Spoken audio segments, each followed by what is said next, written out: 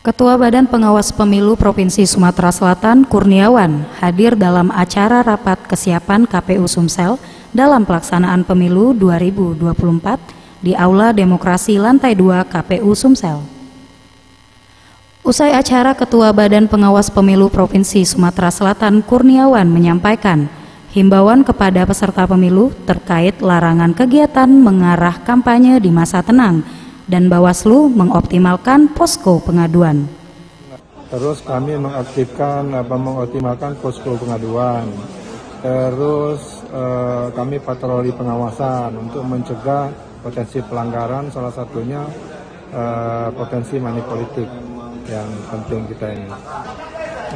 Kalau pengaduan ada satu atau dua pengaduan yang masuk ke Bawaslu.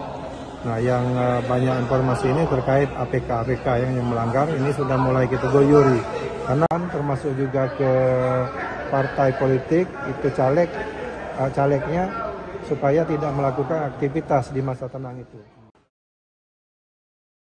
Tim Liputan Sriwijaya TV.